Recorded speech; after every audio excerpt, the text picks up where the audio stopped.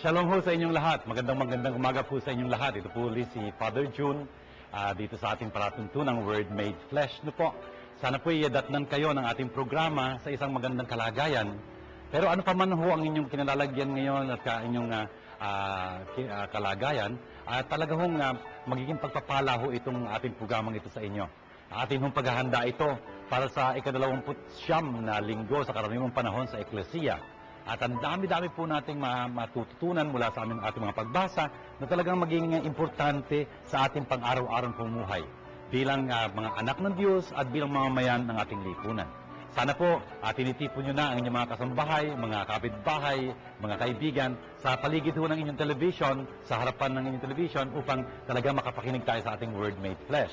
Sana po yung panulat nyo at susulatan para ho talagang dumadami yung inyong kalaman at mababalik-balikan ninyo. Pinabati ko po kayong lahat, lalo na po yung mga pari, mga kaparian, mga catechist, mga lay minister of the word, mga seminarista, mga taong nagpapalaganap ng magandang balita. Sana po nakakatulong sa inyo ang ating programa. Kung ganun po, pagka nakakatulong po ito sa inyo, talaga pong mag-text kayo sa ating palatuntunan. Nandiyan po ang mga text numbers natin para ho masabi niyo sa kay Father June at sa foundation kung ano yung nagiging tulong nito sa inyo. At sana po talagang pagpalain tayo ng Panginoon sa ating panonood na ito ng Word Made Flesh.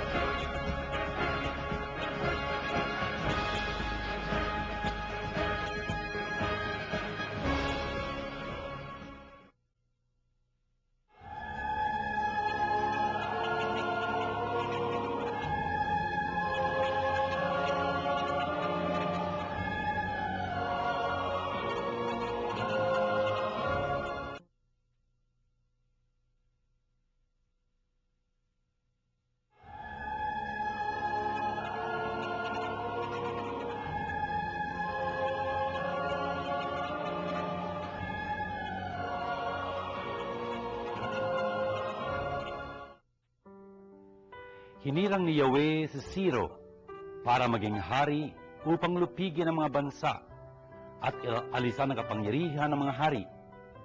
Ibubukas ni Yahweh ang mga pintong bayan para sa kanya. At sinabi ni Yahweh kay Siro, tinawag nga kita upang tulungan ng Israel na lingkod ang bayang kong hinirang. Binigyan kita ng malaking karangalan, bagamat di mo ako kilala. Ako si Yahweh, ako lamang ang Diyos at wala nang iba. Palalakasin kita bagamat ako'y di mo pakilala. Ginawa ko ito upang ako'y makilala ng buong daigdig, na makilala nila na ako si Yahweh. Ako lamang ang Diyos at wala nang iba.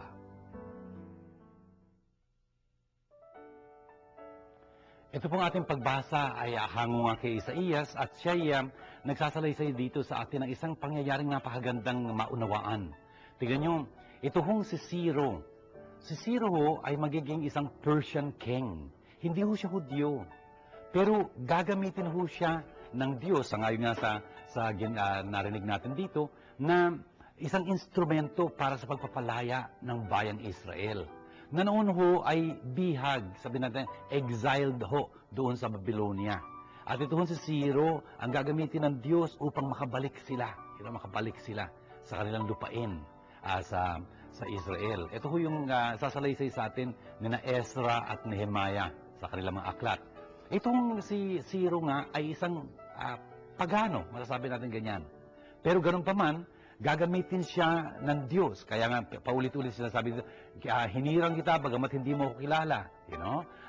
Meron akong pagagawa sa iyo, bagamat hindi mo ako kilala. Lagi akong ganun yung sasabihin dito kasi hindi naman talaga Hudyo itong si Ciro. Pero ganun pa man, gagamitin siya ng Panginoon. Brothers and sisters, ito yung nagpapaalala sa atin ng ating, ang Diyos, si Yahweh, ang talagang direktor ho, direktor ng drama ng kasaysayan. He is, Yahweh, the Lord, is the director of the drama of history. Yung drama ng historya na pang personal at ganoon din naman pang kalahatan. Both individual and universal history.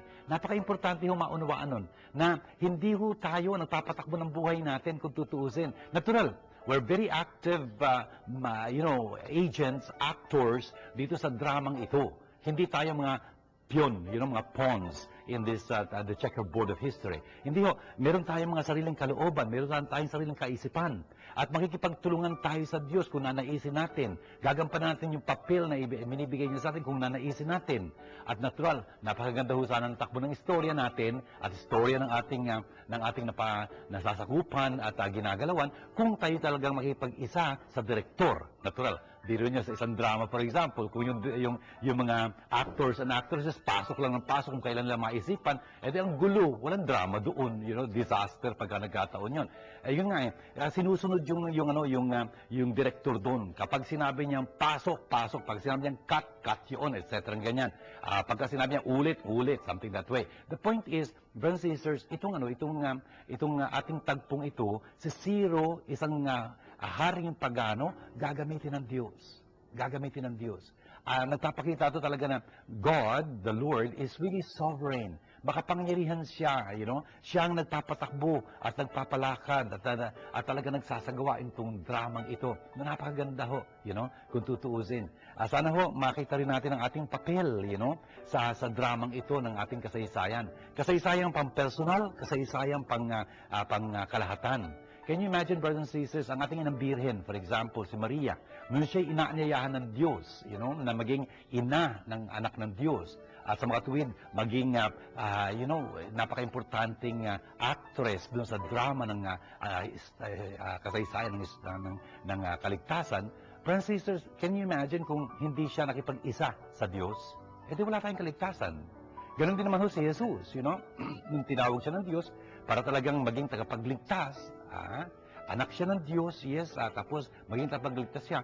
Kung hindi niya ginampanan yung kanyang papel na ayon sa kanyang ama, kung ayaw niya magdusa, for example, tulad ng isinusulsul sa kanya ng mga tao noon, can you imagine kung ayaw niyang gawin yung pinagagawa sa kanya ng ama na talagang mangangaral siya, hantong siya sa kaparusahan sa krus, etc., sa kamatayan sa krus.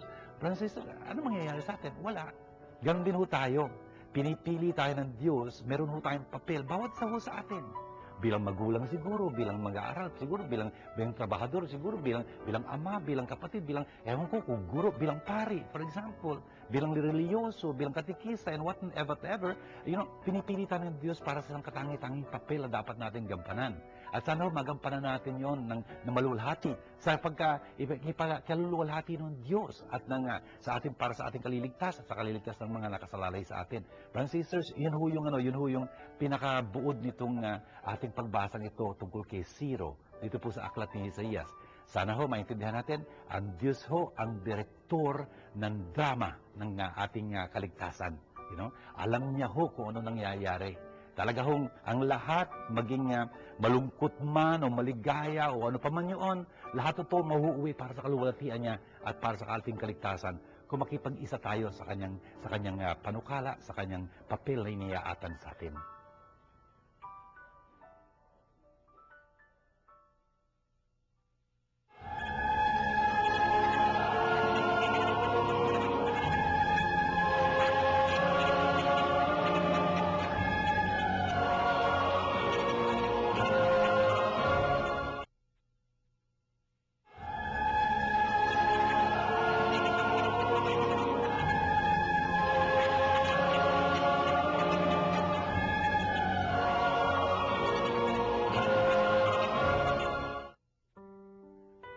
Ikalawang pagbasa mula sa sulat ng Pablo sa mga taga-Tesalonica. Unang sulat. Mula kina Pablo, Silas at Timoteo sa iglesia sa Tesalonica, mga hinirang ng Diyos Ama at Panginoong Hesukristo, sumainyo nawa ang pagpapala at kapayapaan.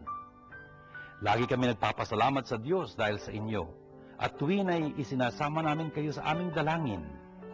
Ginugunita namin sa harapan ng ating Diyos at Ama ang inyong mga gawang bunga ng pananampalataya, ang inyong pagpapagal na udyok ng pag-ibig, at ang matibay ninyong pag-asa sa Panginoong Hesukristo. Nalalaman namin, mga kapatid, na kayo'y hinirang ng Diyos at nagmamahal sa inyo. Ang mabuting balita na lubos naming pinaniniwalaan ay ipinahayag namin sa inyo, at hindi sa salita lamang. Ito'y may kapangyarihan at patotoo ng Espiritu Santo.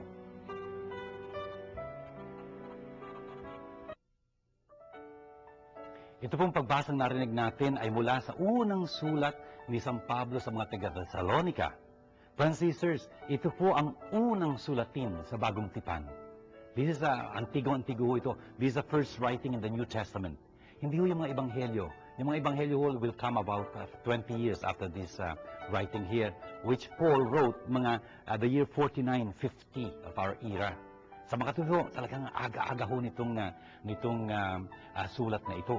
Ano ba nangyari? San Pablo kasi, yung misyonaryo ni Jesus, apostol ni Jesus, talagang siyang unang-unang naglibot kung tutuusin sa mga apostoles, no? Talagang tumawid siya ng dagat, umakyat sa mga bundok para ipangaral yung magandang balita. Later on, the other apostles will also do the same. The point is, itong San Pablong ito, nagtatag siya ng isang eklesiya. Eklesiya ho, ibig sabihin yung tinawag palabas. Kaya tinawag sila palabas upang makinig sa salita ng Diyos sa pahayag ng mga apostoles.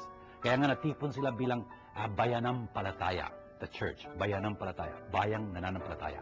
The point is, doon sa eklesiya na tinatag ni Pablo dito sa Thessalonica, narinig niya pagkatapos ng ilang panahon, kasi iiwan ho ni Pablo yung lugar na yon, sa pangangasiwa ho ni Timoteo, si Saint Timothy.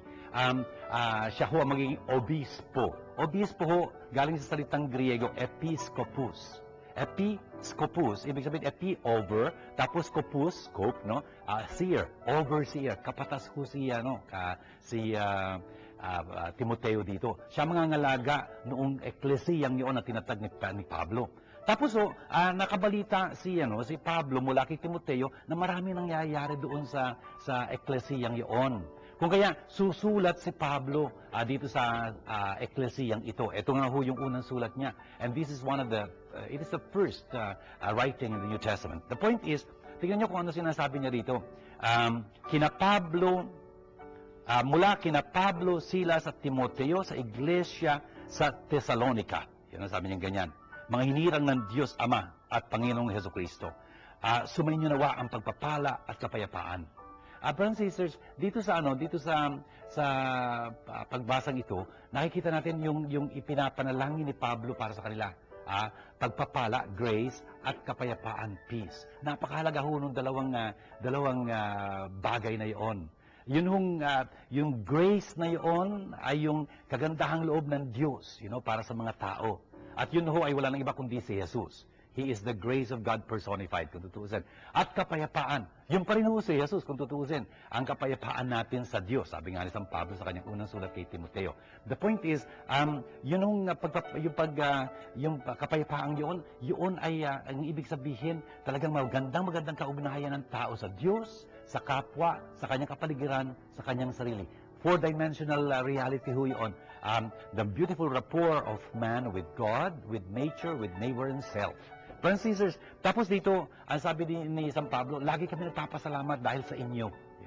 Dahil sa inyong, narinig namin tungkol sa inyo. Sabi niya ganyan. At lagi kayong kasama sa aming dalangin. Ang ganda-ganda ho nito sinasabi dito ni San Pablo. Talagang binibuild up niya itong mga taga-Thessalonicang ito.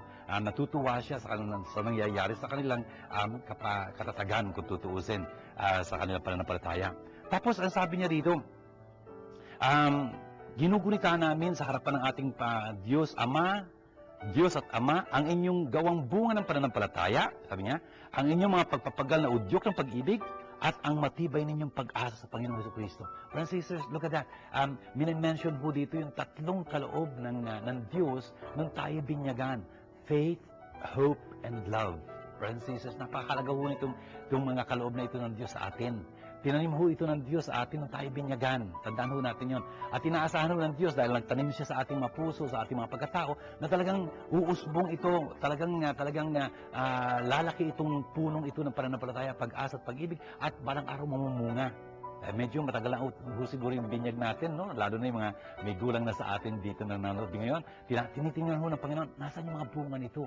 Sana ho masabi na tungkol sa atin yung sinasabi ni San Pablo dito sa mga taga-Thessalonica. Ang sabi niya kasi, ginugunita namin sa harapan ng ating Diyos at Ama, ang inyong gawang bunga ng pananampalataya, ang inyong pagpapagal na udyok ng pag-ibig, at ang matibay ninyong pag-asa.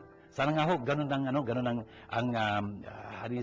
makikita ng Diyos sa atin. Friends and sisters, ito ang ating programang Word Made Flesh, na kung saan pinag-aaralan natin ang salita ng Diyos, ay naglalayon, talagang tulungan tayong maging matatag sa pananampalataya.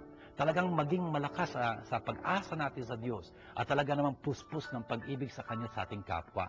Sana ho yan ang bubunga sa atin ng ating mga pagbasang ito.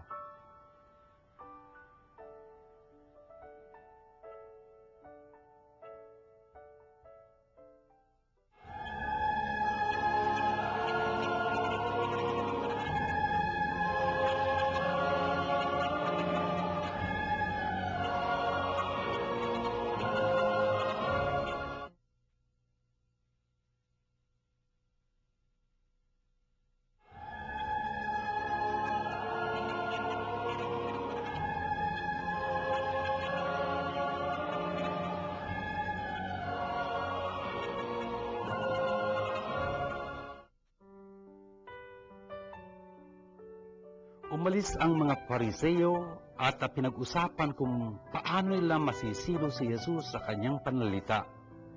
Kaya pinapunta nila sa kanya ang ilan sa kanilang mga alagad kasamang ilang tauhan ni Herodes. Sinabi nila, "Guro, nalalaman namin kayo'y tapat, tinuturo ninyo ng buong katotohanan ng ibig ng Diyos na gawin ng mga tao. Wala kayong pinangingimian sapagkat pareho ang pagtingin ninyo sa tao. Ano po ang palagay ninyo? Naaayon ba sa kautusan na bumuwis sa Cesar o hindi?" Ngunit batid ni Jesus ang kanilang masamang layon, kaya't sinabi niya, "Kayong mapag-imbabaw, bakit ibig ninyo akong siluin? Akin na ang salaping pambuwis." At siya'y binigyan nila ng isang denaryo. "Kaninong larawan at pangalan ang nakaukit dito?" tanong ni Jesus. "Sa Cesar po," tugon nila. At sabi niya sa kanila, "Kung gayon, ibigay niyo sa Cesar ang sa Cesar at sa Diyos ang sa Diyos."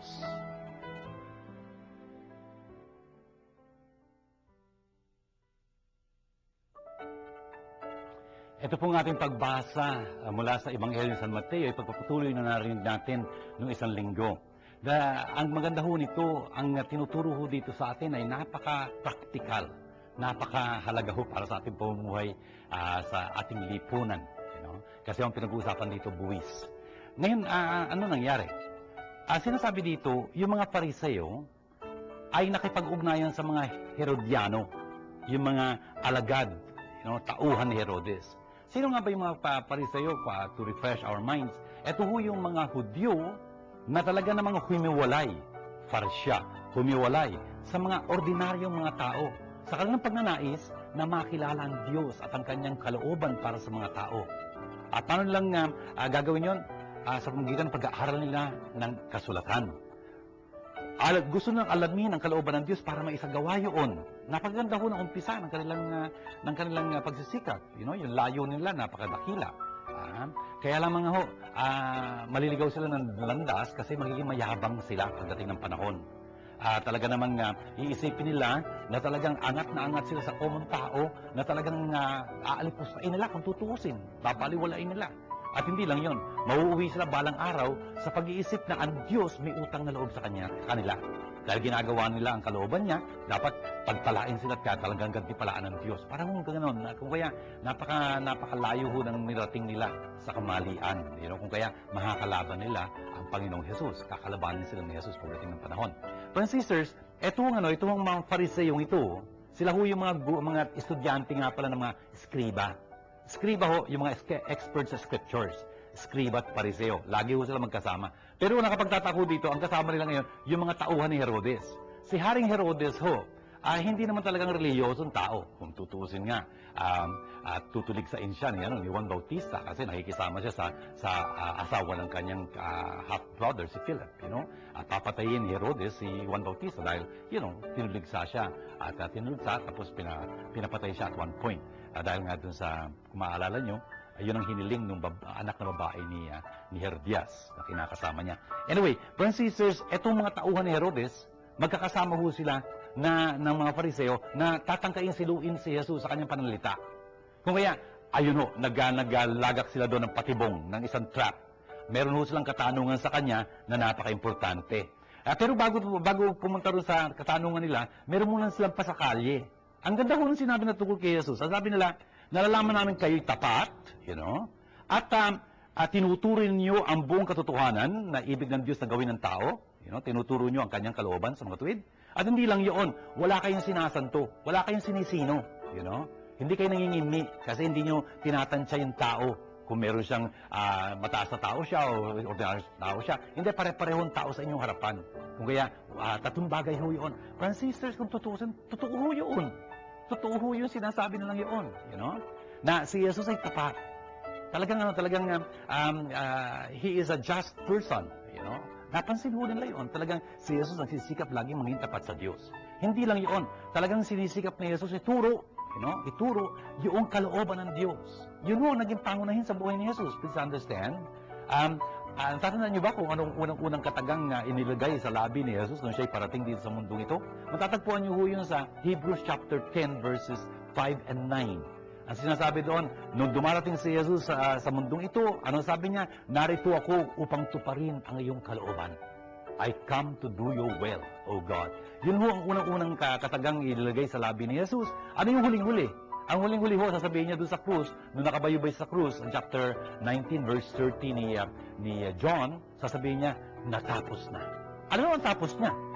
Yun yung sinabi niya sa umpisa, I come to do your will, O God. At tunod doon sa chapter 4, verse 34 ni John ulit, sasabihin ni Jesus doon, ang pagkain ko ay ang tuparin, ang kalooban na nagsugo sa akin at ganapin ang kanyang gawain. Yun hong pagtupad sa kalooban ng Diyos at pagganap sa gawain ng Diyos, yun ho yung misyon ni Jesus. Na sa dulo ng kanyang buhay, yung nasa chapter 19, verse 30 ni John, sasabihin niya, natapos na. It is finished.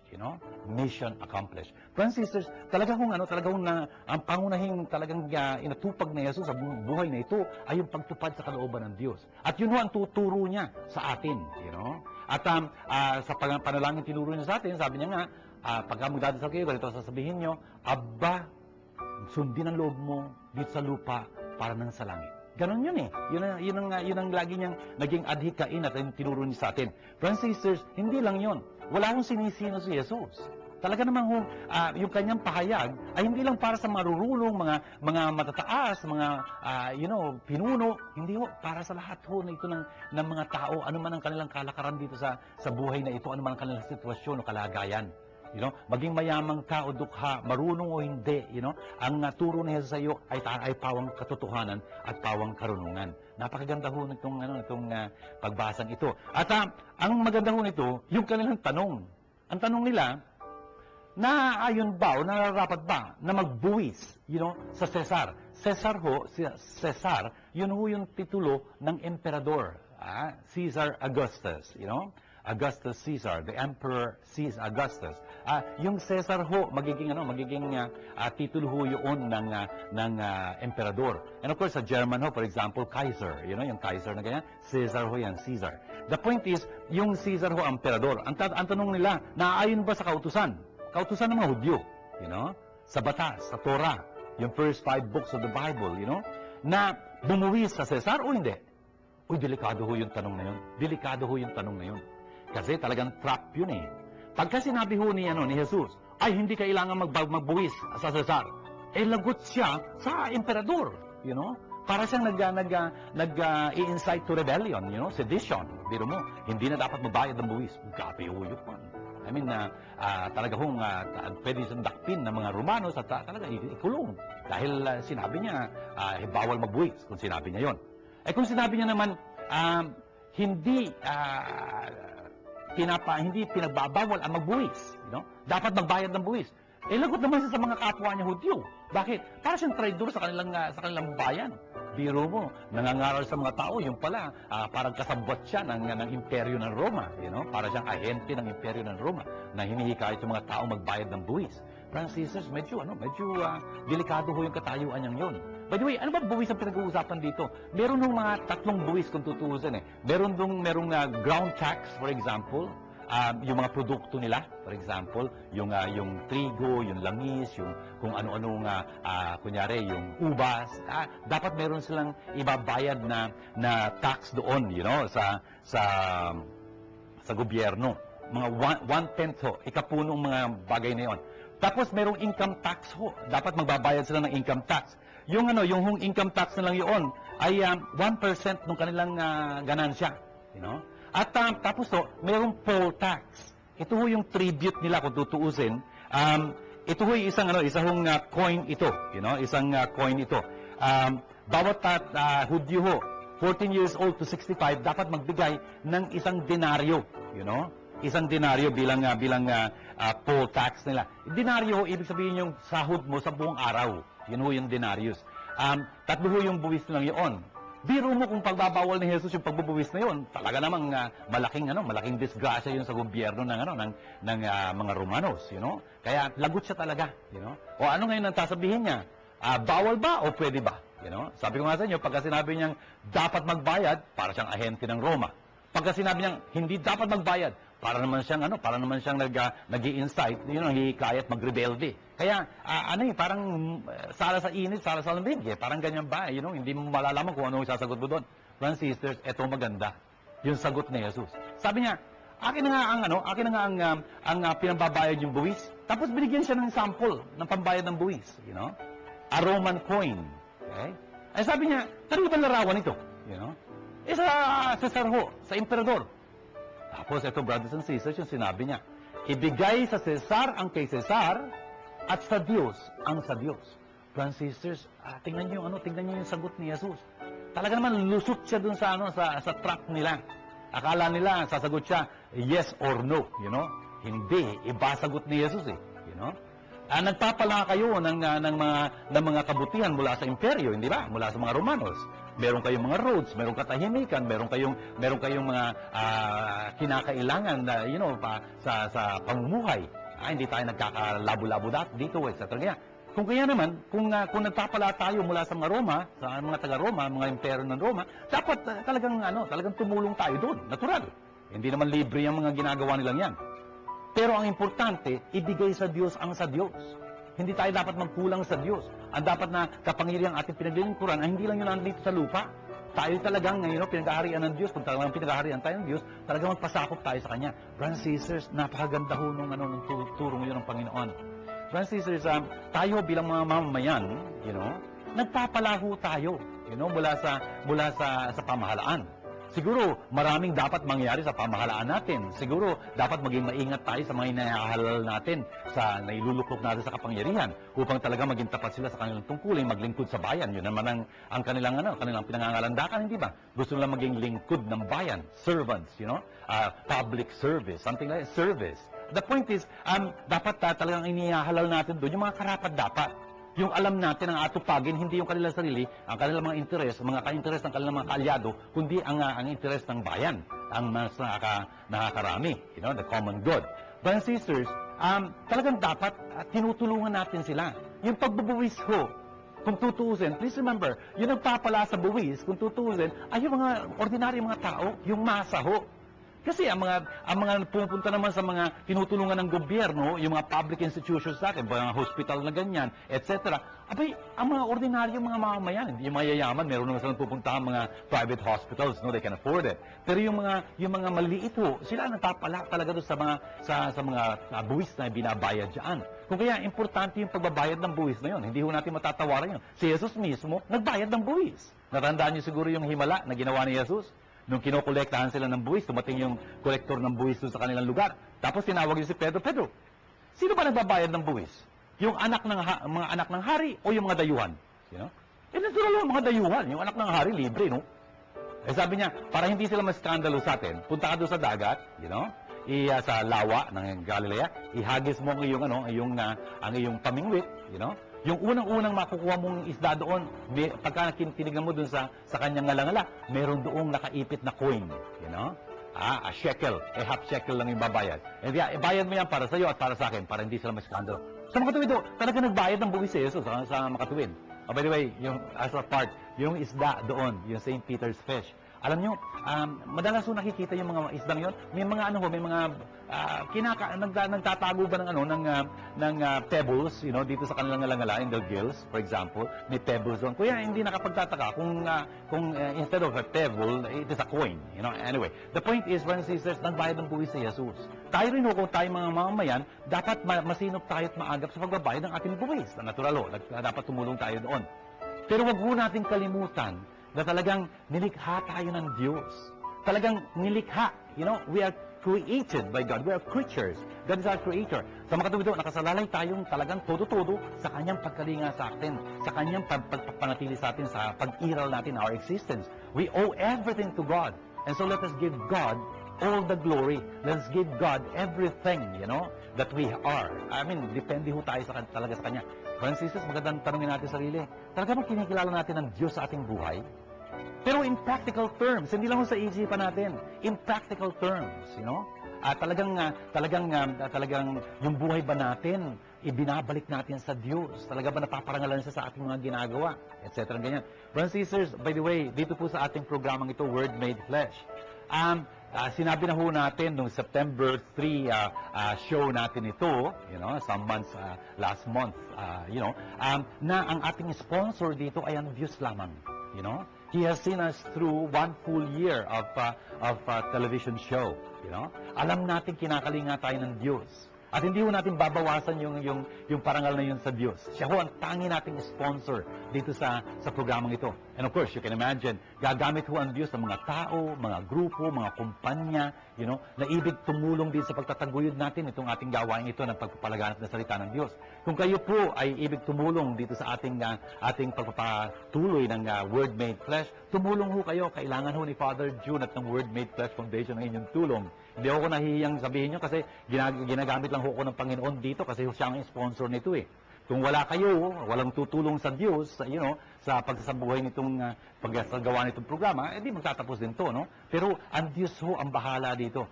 Karangalan niyo ho na maging, katulong ng Diyos sa pagtataguyod nitong programa ito.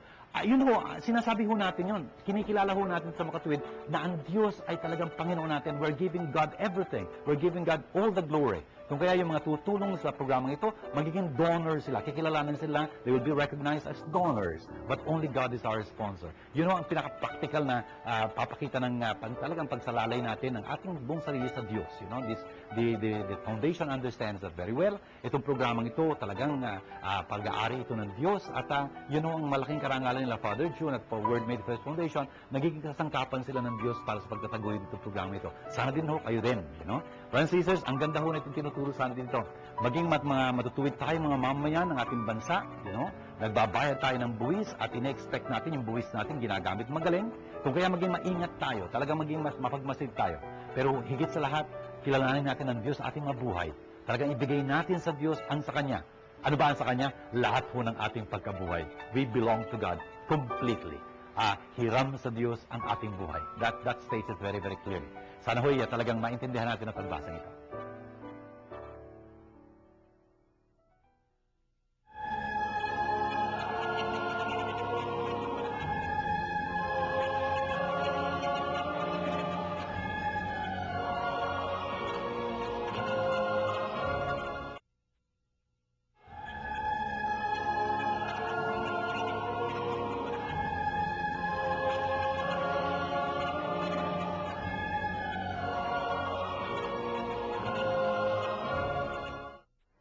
Ito po ang ating mga palatuntunan na nakita natin. Ang dami ho nating na tunghayan na mga pagbasa. Yung pong unang pagbasa narinig natin tungkol kay Cyrus, isa hong pagano na ginamit ng Diyos para sa drama ho ng kaligtasan.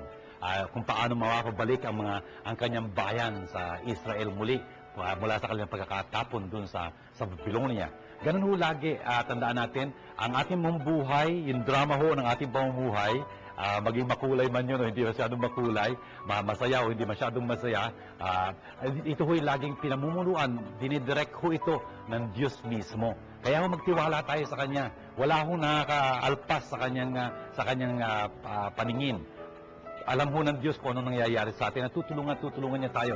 Maski na ho yung mga pagsubok sa ating buhay, tandaan ho natin, tapat ang Diyos. Hindi niya tayo susubukin ng higit sa ating mga kakayanan. Sa kabila man din ng pagsubok, bibigyan niya tayo ng paraan upang makaraos ng malulhati. At yun ang sinabi ni San Pablo sa 1 Corinthians chapter 10 verse 13 na po.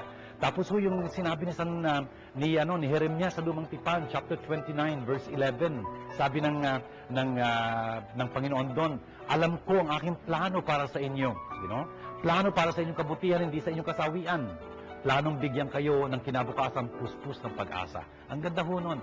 May plano ho ang Diyos para sa atin. At ginagamit niya ang bawat isa para sa kanyang dramang ito ng kaligtasan. Sana ho maging magandang pagganap natin ng ating papel doon.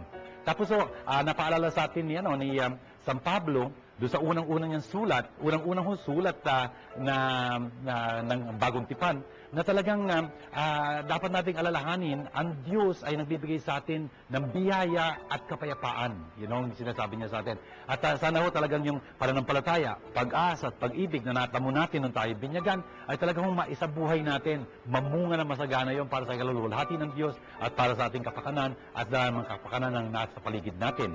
At doon ho sa Ebanghelyo narinig natin, tinuruan ho tayo ni Jesus. Oo, dapat maging matutuwid tayo mga mamamayan. Nagbabayad tayo ng buwis. Ginagampanan natin ang ating tungkulin sa lipunan ng mabuting-mabuti upang sa ganung paraan hindi mapapahiya ang Diyos dahil sa atin. Hindi ho. Dapat ho, napaparangalan ng Diyos dahil sa atin. Dahil tayo mga mamayan na talagang nagsisikap maging mabuting mamayan, matuwid mamayan at nagtataguyod ng kabutihan sa lipunan. At hindi lang yon, dapat kung nagiging nagsisikap tayo maging mamayan dito sa lipunan ito, dapat tandaan natin mamayan tayo ng kalangitan. Yun ho ang ating ating tunay na tahanan. Sabi nga sa sulat sa mga Hebreo, we don't have here a lasting city. We're waiting for one that is to come. And St. Paul will remind us, our citizenship is in heaven. Kung kaya ho, ibigay na din natin sa Diyos ang para sa Diyos. At ang para sa Diyos ho, ay ang ating buong buhay. Kung kaya ho, maging magpapalanawa at talagang pagpaparangal yung ating pamumuhay para sa Diyos. Francis, ito ho yung ating mga narinig dito sa ating pagbasa na ngayon ho'y gusto natin gawing panalangin. Sa ngalan ng Ama at ng Anak at ng Espiritu Santo. Amen. Abba, mapagmahal naming Diyos at Ama, salamat pong marami sa mga pagpapalang binibigay niyo sa amin. Maraming po salamat sa pagpapaalala niyo sa amin na napakahalagang mga turo ninyo sa magitan ninyong banal na salita, ang Biblia. Sana po'y talagang pagpalain yung lahat ng nagsipanood ng programa namin ito. Lalo-lalo na ho yung humihiling sa amin ng tulong para sa kanilang mga may sakit, sa kanilang mga pinoproblema, sa mga nangungulila po, yung mga nagdadalamhati dahil sa pagyaon ng kanilang mga minamahal sa buhay. Naway, dampian niyo sila ng inyong awa, ng inyong pagmamahal, ng inyong biyaya. Aba, tinataas din po namin sa inyo ang lahat ng mga tumutulong sa amin sa pagtataguyod ng Word Made Flesh TV show at lahat ng mga aktibidades ng Word Made Flesh Foundation. Ang lahat po ng mga kasapi nito, ang lahat ng mga may magandang kalooban na tumulong sa amin in a financial way also, and especially, lalo na yung mga nagdanais pa lang, pagpalain nyo na ho sila sa kanilang magandang pagnanais. At sana'y talagang maluwalhati namin kayo dito sa programang ito. Kasama ho ng aming ng Birhen, alang-alang kay Kristong aming Panginoon. Sumainyo ang Panginoon, at pagpalain kayo masaganang makapangyariang Diyos, Ama, at Anak, at Espiritu Santo. Amen. Sana po'y datang kayo lagi ng pagpapala ng Diyos sa susunod na mga araw na ito ng Sanlinggo, at sana po'y talagang taglayin nyo ang Shalom.